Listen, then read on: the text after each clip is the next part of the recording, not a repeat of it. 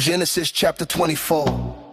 Abraham was now very old, and the Lord had blessed him in every way. He said to the senior servant in his household, the one who managed all he had, put your hand under my thigh, swear by the Lord, the God of heaven and earth, that you will not take a wife for my son from the Canaanite women around us. Instead, go to my country and my relatives and bring back a wife for my son Isaac.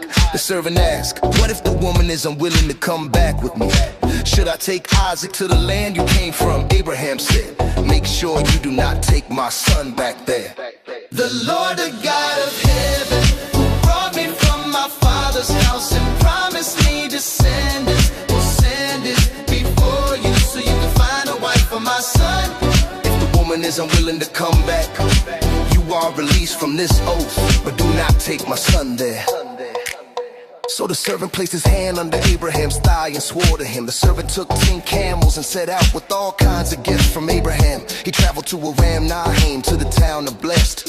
He made the camels kneel near the well outside the town in the evening when women came out to draw water.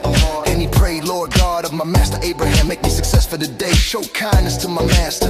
I am standing by the well and the daughters of the townspeople are coming out. Maybe beat her when I ask a young woman for water, and she says drink and I will water your camels too. Let her be the one you were chosen for Isaac. Before he had finished praying, Rebecca came out with a jar on her shoulder. She was the daughter of Bethuel, the son of Milcah and Nahor, Abraham's brother. She was very beautiful and had never been with a man. She went down to the spring, filled a jar and came back up. The Lord, the God of heaven, who brought me from my father's house and promised me descendants, will send it before you so you can find a wife for my son. If the woman is unwilling to come back, you are released from this oath, but do not take my son there.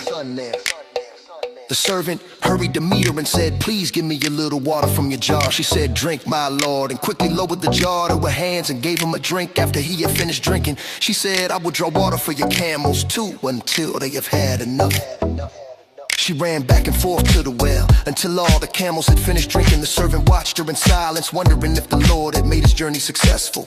When the camels were done, the servant took out a gold nose ring and 2 gold bracelets and gave them to her. He asked, who is your father? And is there room at your house for us to stay? She replied, I am the daughter of Bethuel, the son of Milcah and Nahor. We have plenty of straw and feed and room for you to spend the night.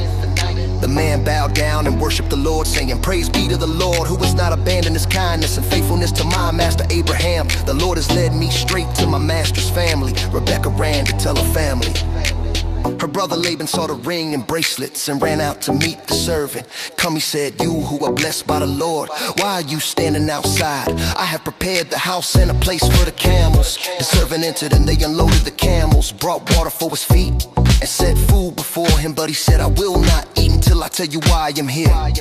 Then tell us, Laban said. So the servant explained everything. Abraham's oath, his prayer at the well, Rebecca's kindness, and how God had led him.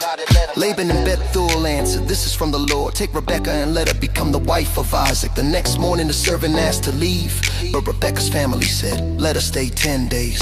The servant insisted, do not delay me. The Lord has made my journey successful. So they called Rebecca and asked, will you go with this man?